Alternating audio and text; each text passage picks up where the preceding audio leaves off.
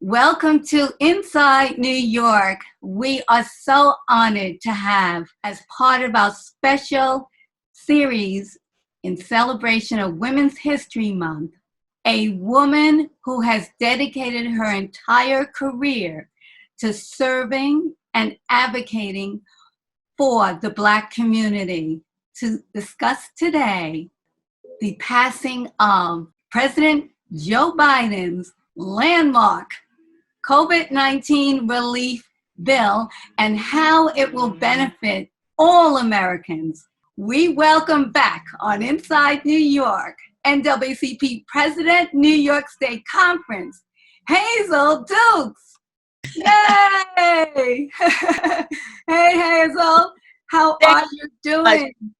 Thank you so much, Joan, for inviting me to these wonderful, informative discussions that you present to our community to keep us up to date on what's going on in the world that affect us locally. So it is important. It is a great day for Americans. You're absolutely right.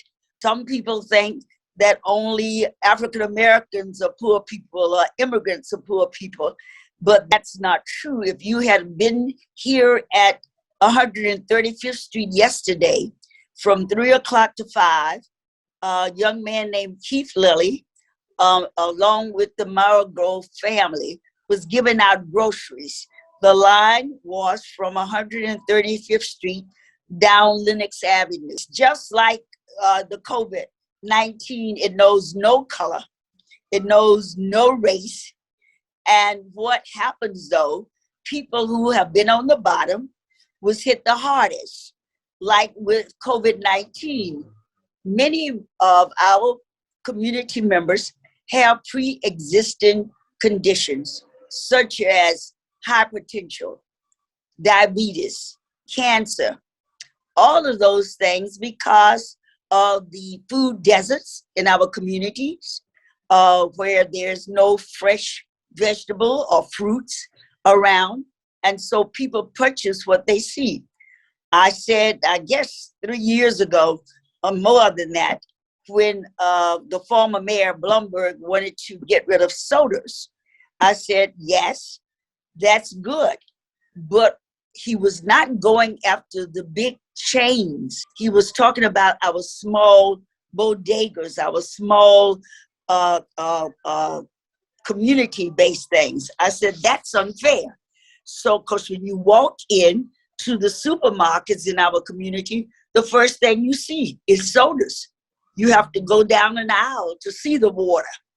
While we at the NAACP have health as one of our strategic plan, we teach people about eating healthy.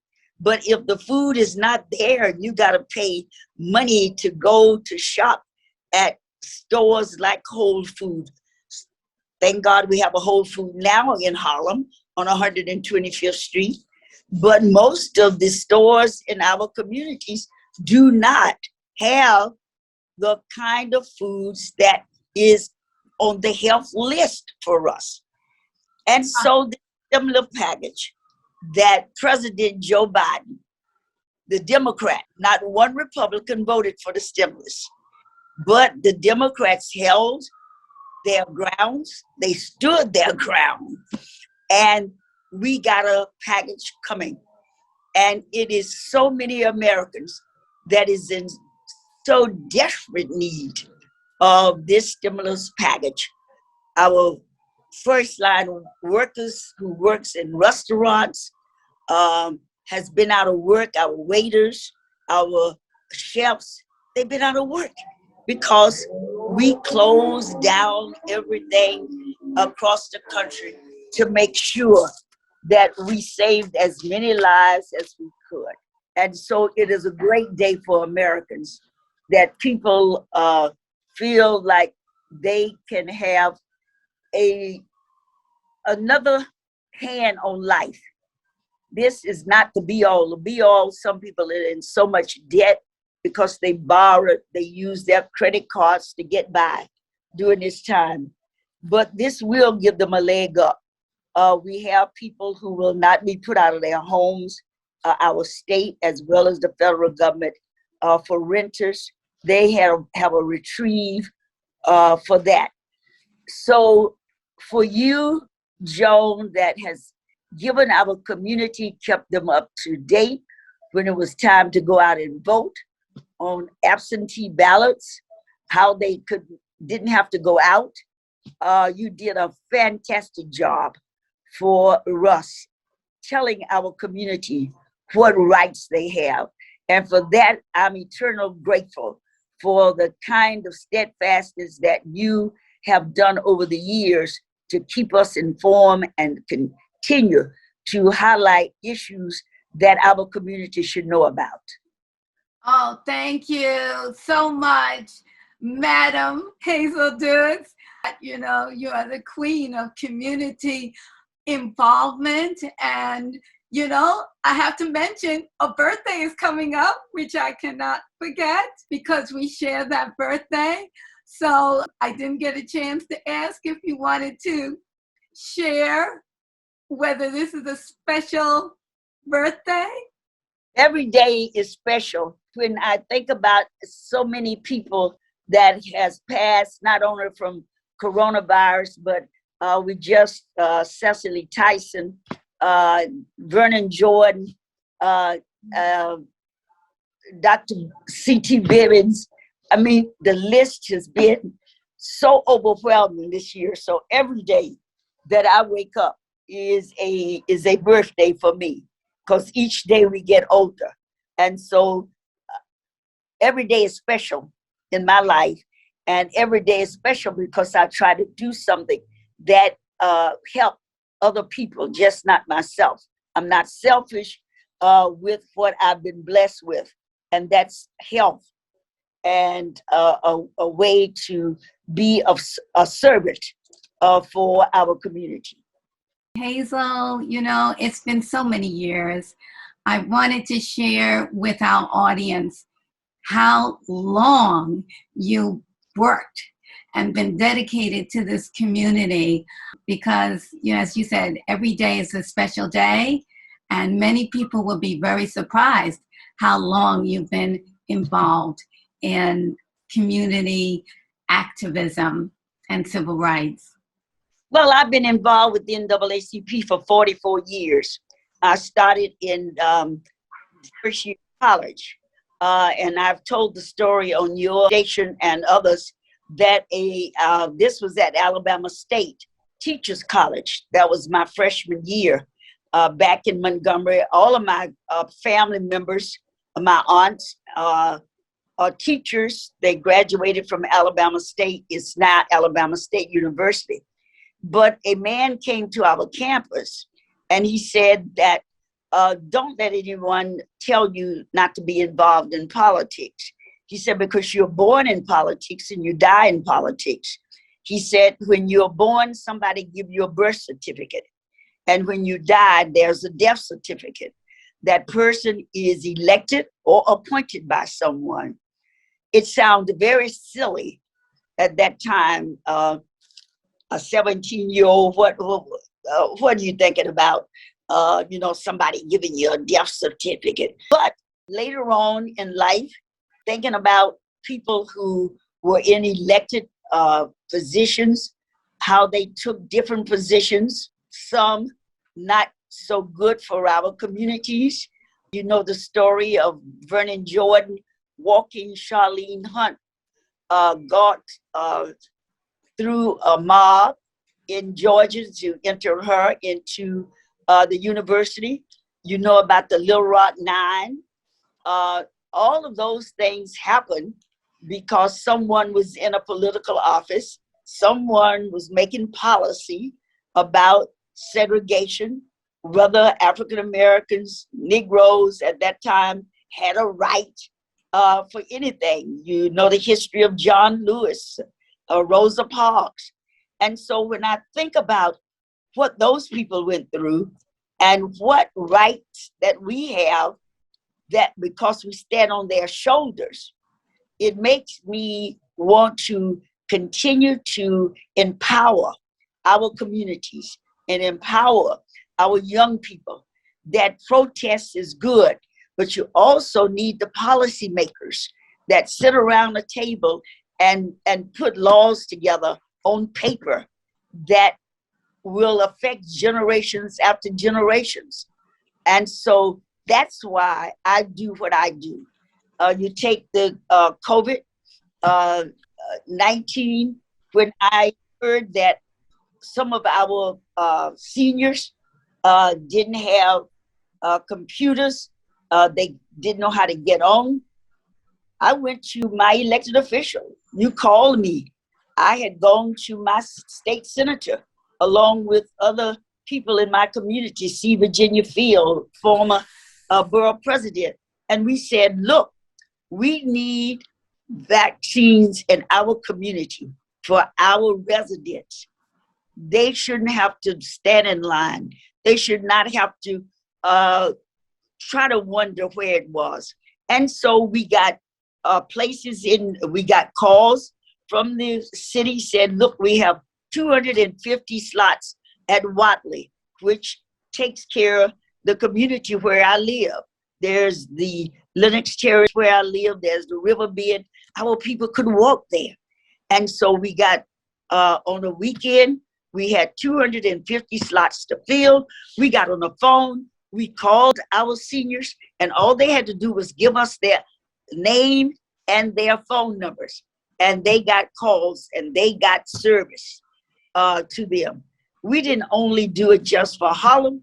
We worked with the city and the state to make sure that it went into our communities, to our religious institutions. We had Abyssinia Baptist Church. We had churches in Queens. We had churches in Brooklyn where it was. Now, with the Johnson & Johnson, it will not require the kind of refrigeration that we had to have for Pfizer and Moderna. So now we have 3 vaccines. And we were fighting to make sure that our homebound seniors cannot get out. They have AIDS in the house, that they had a way to get it. And so I have laughed in the last 3 weeks. I say I'm a social worker half of the day, and then I'm a civil rights advocate this next part of the day. But I enjoy it, Joan, because I believe that if you do not help someone more than yourself, then you are selfish. You are selfish. You give so much in your profession. You educate our people. All of us have gifts and talents. And so when we use them for our community, we are most certainly going to be blessed for it. Well, you definitely have been doing that. Yeah, that goes back to this bill that I just want to be clear. It is a mammoth. And as Mr. Clyburn said, that this is one of the most historic pieces of legislation since, the Civil Rights Bill, because of the expansive amount of support that will assist 85% of Americans, which are, your everyday people. The only people that won't necessarily do better are that top 15%. And there's so much to cover.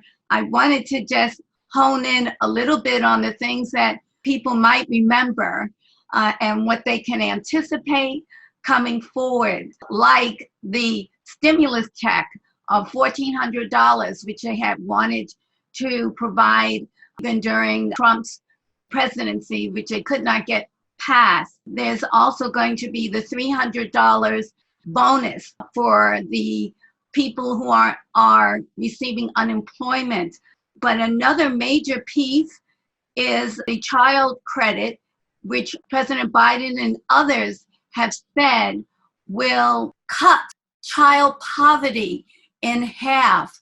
This is, a major piece of this legislation. You mentioned also restaurants, so small businesses will be able to get some support. Everybody wealthy Absolutely. were benefiting from the same amount of money and these prior stimulus bills to the Right. extent that they could even buy yachts. You've got a whole lot of billionaires that have benefited during this horrific pandemic.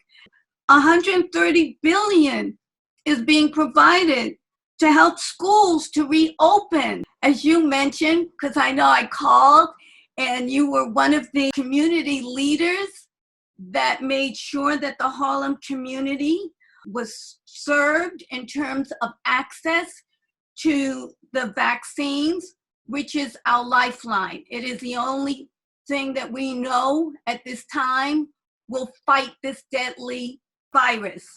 Absolutely. And things have expanded to such an extent that I can announce that I have gotten my vaccine. I'm so pleased to say. I believe that some of the major vaccine sites like Jacob Javits, Yankee Stadium, there's various very large vaccine sites that have now agreed to make the vaccine available 24/7. Yes. And the age requirement has been lowered to 60. Right. So it appears as though President Biden's prediction actually may beat the projected number of vaccines available for all Americans. I believe the date is May now, when it was projected as at best July. He's done, the Biden-Harris team have kept their word. He said the first 100 days he was going to get this virus under control. So far, every day when you hear the number, people are still dying. That's why we must continue to practice social distancing and wearing our masks. We got to be careful. While the rates sure is going down in hospitalization and the death rate, but we must continue, as the scientists and the doctors said. We have had my links chapter. We've had 3 COVID forums where we had our African-American doctor, Dr. Riley, who is the head physician at Downstate in Brooklyn. He constantly tell us to be very vigilant, wear that mask, do the social distance. So if I leave anything on this program today, I want our people to know, yes, we have 3 vaccines. Yes, it's available now, but please wear that mask and do social distancing. We are not out the woods yet. And so until the scientists and our medical professionals tell us to take off the mask and stop doing social distance, that's what we're supposed to do. We are not doctors. We are not scientists. Let's follow the rules because we lost too many people in our community. Yes, we must reopen our schools. Our children was already behind, and the remote learning was not for our children. Some of the parents had to go back to work. They had to find people to assist them with children. To set a child before a computer for 8 hours is unrealistic. Children supposed to be able to get up, walk around. Children are supposed to be able to go outside and exercise because they have energy. We have all been children before. So you can't expect a child for 8 hours or for 5 hours to sit in front of a computer. Some nerds can do that, but average children cannot. And so for socialization, our children should be back in school. And so the NAACP position is, yes, let's make sure that they are safe. Let's make sure that our teachers, our porters, our cooks, the people in the school, everybody is safe. So make sure that everybody get the vaccine. And so when our children get back in September, we'll be able to go back and educate our children. And so I'm delighted that the Biden-Harris team said that schools will be ready with the funds they got. There will be the cleanliness. There will be the kind of ventilation that we need in our schools will be there for the children. And so parents will feel that their children is in a safe environment, and I'm sure the parents will be sending their children back to school. Absolutely, and that brings to the point that a lot of the parents need assistance, even to be able to assist their kids, to bring them up to speed. So I believe that some of the support will be provided to them as well. Yes. Just sounds like a very progressive and far-reaching bill. There's also a reparations for Black farmers that I believe some of the Republicans are very upset about, thinking that, oh, this is not COVID. But everybody's affected. The farmers have been affected by this pandemic and all the way back 100 years in terms of a disproportionate amount of obstacles being able to survive. And they were not getting the support all these years. So COVID is just one of the ways that they've suffered and will now be able to get some relief. You're absolutely right, but let's look at you said it earlier, but I think that our community should know. When Trump did the stimulus, it did not get down to the working man and woman. It was so bad that some of the corporations gave their money back. Yes. Because they know they did not need it. This stimulus package, I don't know how anybody with a heart or soul could not vote for this stimulus package. But that just shows you again why I said we must participate in the democratic process. That don't mean you vote for Democrats. That don't mean you vote for Republican. You study people actions. And as Maya Angelou said, if somebody show you, you ought to believe who they are. And so when people voted against this stimulus package for the working man and woman and for children who not on their own live in poverty because of the society that they live in, women make less than men, even with our education that outperform men is way more. All of these things make up that people in policy making decisions show us that they don't care about those, the least of us, or the least of those. And so we must remember that. And that's why the John Lewis Voting Rights Bill, that's why the George Floyd bill, that's why reimagining how people police. I'm not saying defund the police. No, we need safety. We need guns off our street. We need to be protected. But in protecting, we don't need to be shot at in the back. We don't need for our people with mental illness to be killed. We need for them to be treated. And so we have to look at all of these things that is before us with the policy making decisions in Washington, D.C. that then translate to our local governments, to our states, and to our villages, and to our cities. And so there are many more bills that is before this Congress, before the Biden-Harris team and the people that he are hiring, the people that he's putting in position,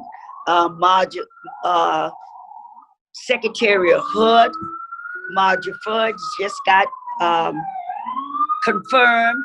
Yes. She's saying that she's going to look at the housing authorities in a different way that they have been treated.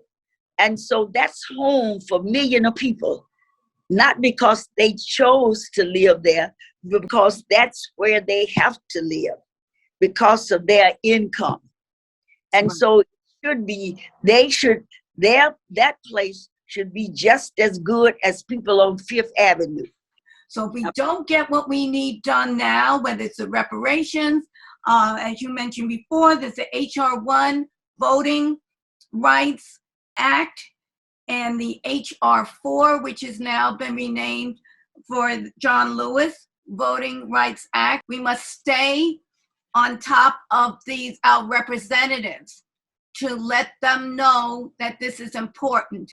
Absolutely. So the thing that the young people say, and we must continue to say, stay woke. No one should take a nap or relax.